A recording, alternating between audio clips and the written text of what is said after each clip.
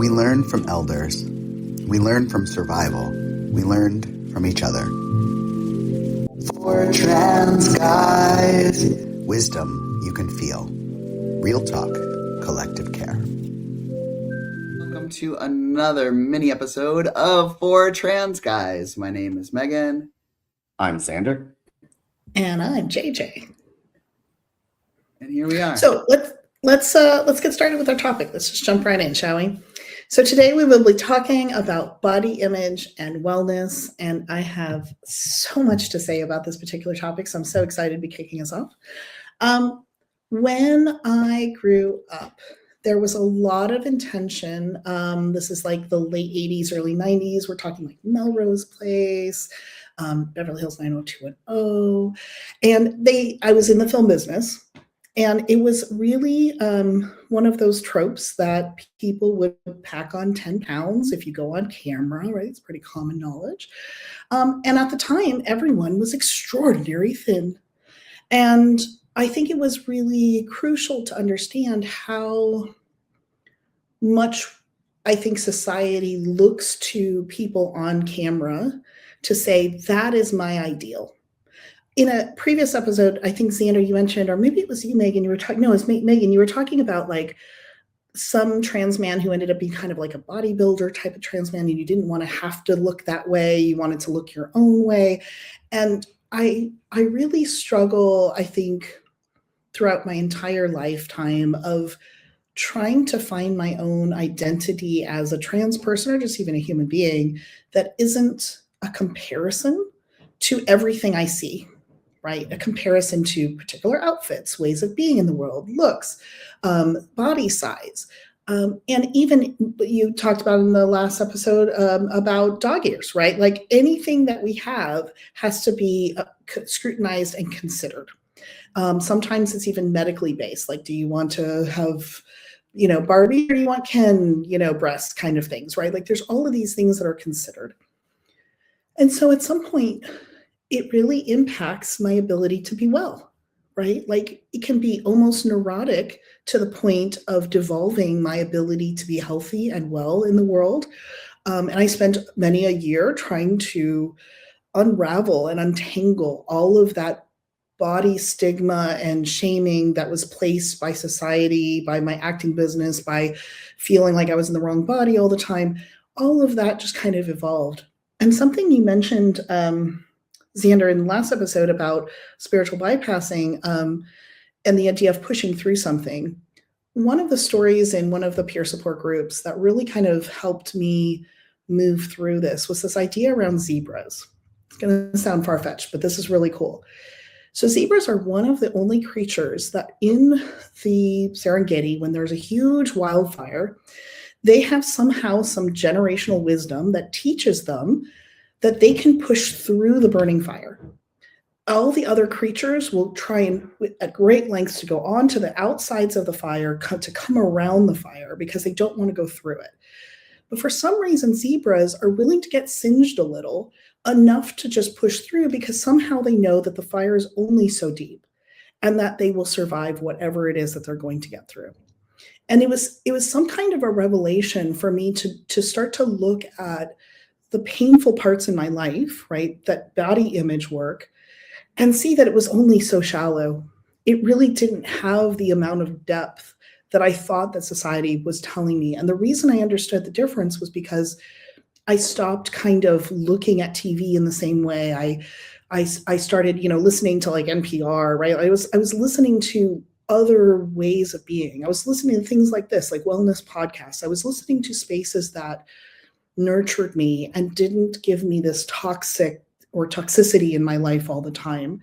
And I started noticing that the fire in my life was getting smaller and smaller, and I just needed to break through.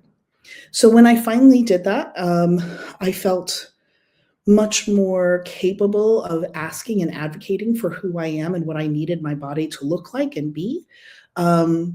Even to the point of kind of like arm wrestling and kind of like, as I, went through some of the top surgery stuff, like arm wrestling and kind of just keeping after my doctor. I knew exactly what I needed, asking a lot of questions and kind of marinating and resonating that with myself and doing a lot of meditation about like, how does things feel?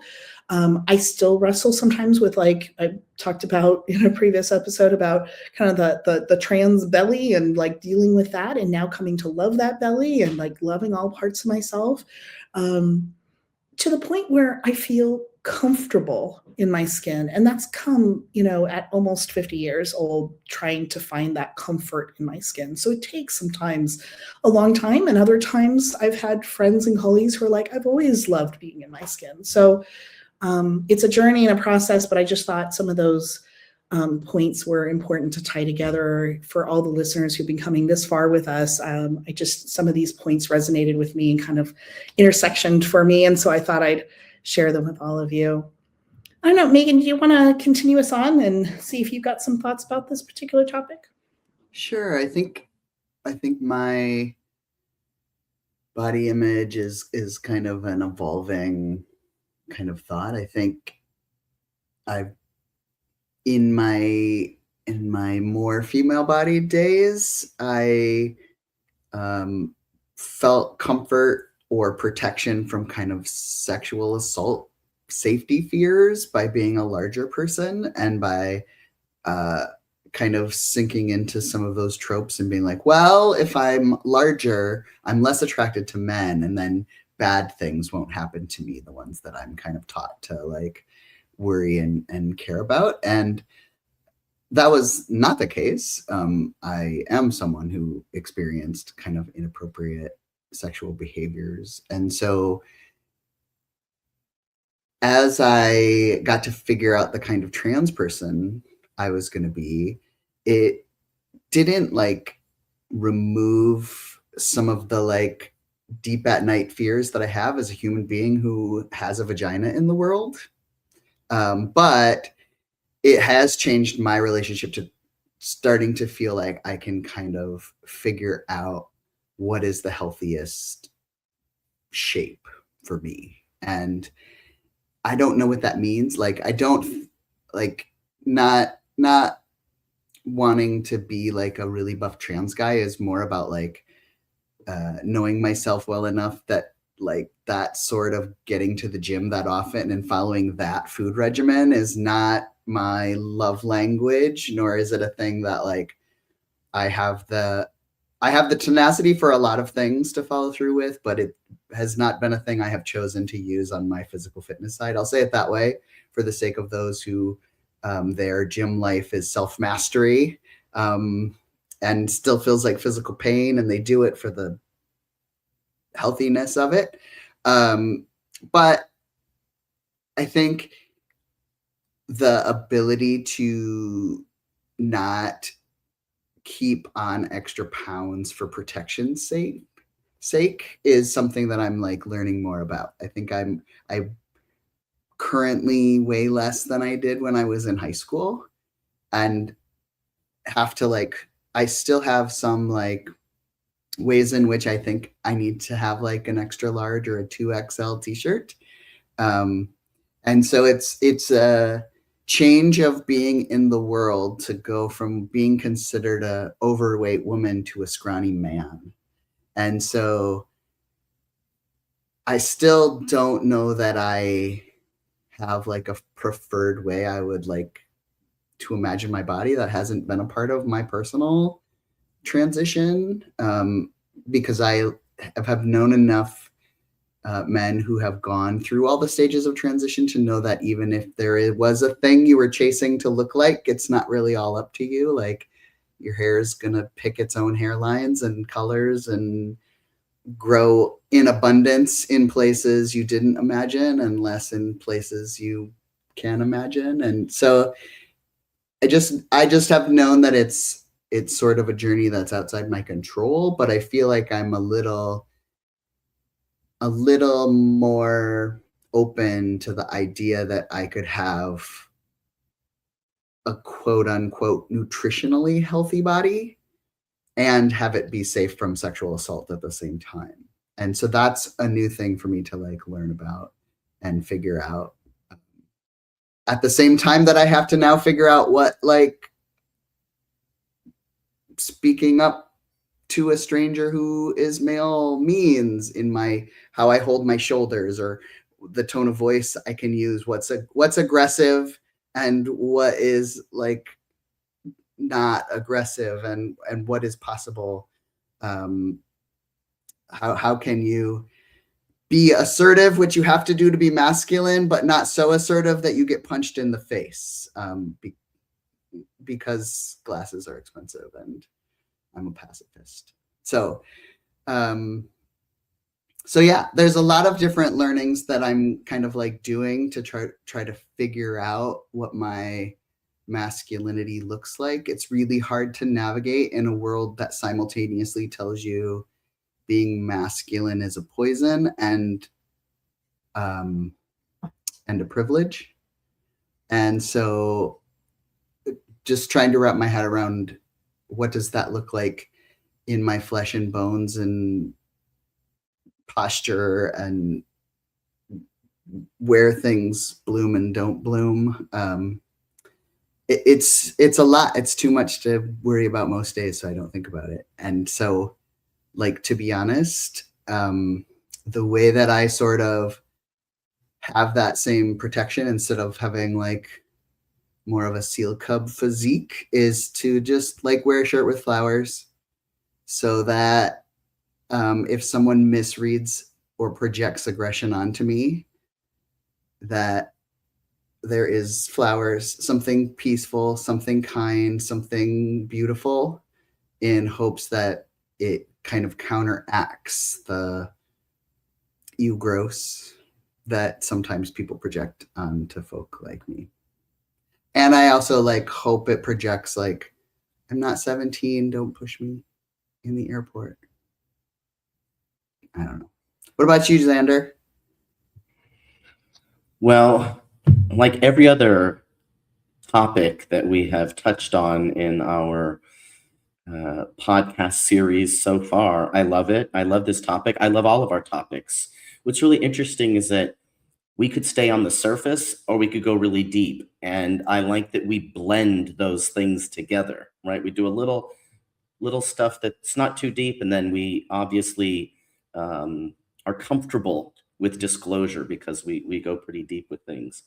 The first thing that popped into my mind with body image and wellness was my reaction or response to the phrase "born in the wrong body." And I remember hearing that when I was much younger. If I was watching talk shows, and it was almost exclusively trans women that were going to be on those talk shows in the 80s, Phil Donahue and, and the likes.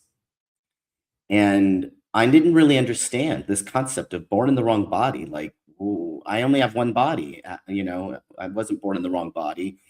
And I was perfectly happy at the time, to just be in my body, however I was. And my transition never happened because I was dissatisfied with my body, unhappy with my body, believed that my body was wrong somehow. And I think that stems from the experience of, going in to get my measles, mumps, and rubella vaccination when I was 6, which resulted in contracting rubella, which is the German measles, and also some severe seizures, and being put into a medication-induced coma for a couple of weeks. And when they brought me out of it, I was paralyzed on the full left side of my body. So the idea when this is when I'm 6 years old. And so when I'm 36, when I start to think about this idea of maybe doing a medical transition, I did it when I was 39, but I started to think about it a little bit earlier than that. That idea not only popped back up into my mind, but I heard it from other people around me, right? That's how you know you're trans, if you believe or feel like you were born in the wrong body. And I came right back to, I wasn't born in the wrong body. I was born in my body. And I was so happy and continue to be very thankful that I have a body that works, right? I'm not paralyzed anymore. I went through a couple of years of physical therapy and occupational therapy and speech therapy. And so to be able to have a body that healed and took me to places that I didn't know I was going to be able to go to, like track and field in high school, enlisting in the U.S. Coast Guard and going through basic training, going through the police officer academy training, right? And becoming a post-certified law enforcement officer. Like, that's not something I could have done as a paralyzed person.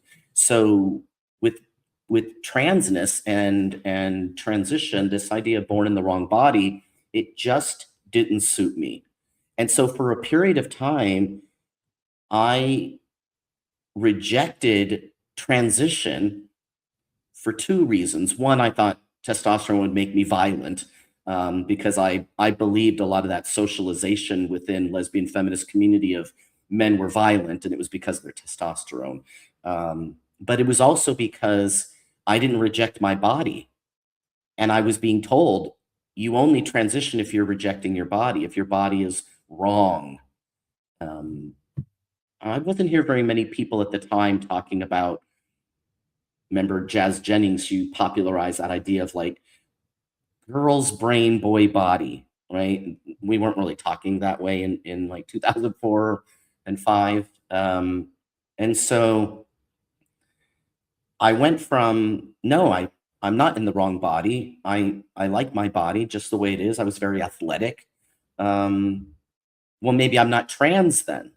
That's where I ended up. I'm not trans if I don't hate my body, or if I don't want to end my existence on the planet, right? Those are the two things with it were the marker of you're transsexual. And I didn't have either of them. So I'm like, well, I guess, transition isn't the right thing for me.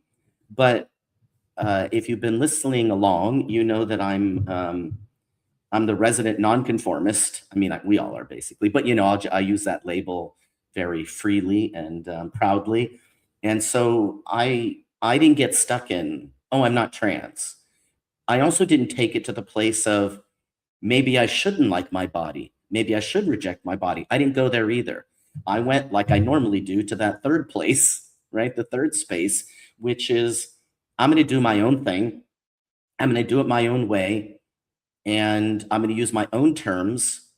And I'm just going to tell anybody who asks, when they say, oh, when did you realize you were born in the wrong body? And I will say, like I do, never.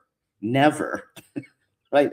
And so, one of the things that if you've been listening to all of our episodes, one of the things that you're getting to hear from all of us is that there's parts of what we've done in our lives, whether it's with faith tradition or education or gender stuff, relationships. Some of it is kind of traditional and some of it's non-traditional and some of it's completely outside of the box.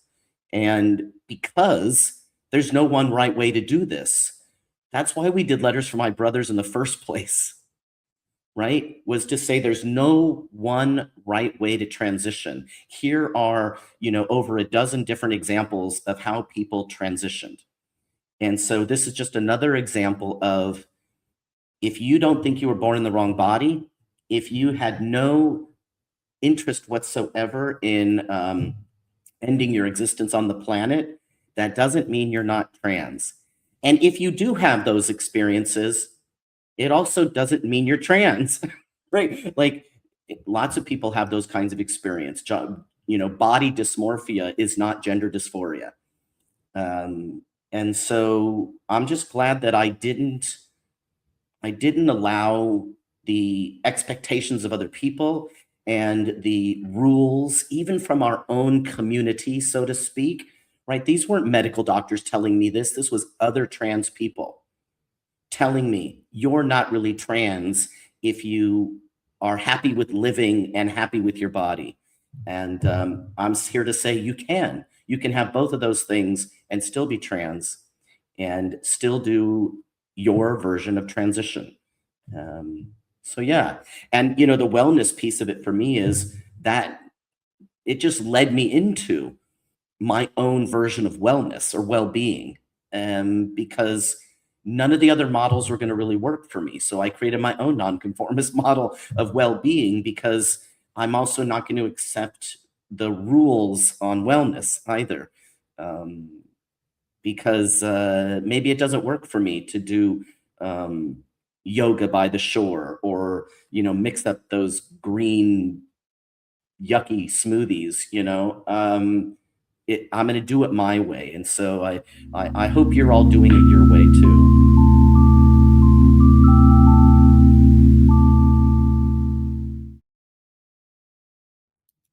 Well, I so appreciate it, y'all. And I love, Zander, your vision, your perspective of our ability to have these conversations, bring up a little bit of depth from the spaces and the places that wound us, but also bring a lot of that glitter in the rubble, like Megan always talks about, where there still is hope for us all. So I'm so grateful for you listeners for continuing to follow us on this journey.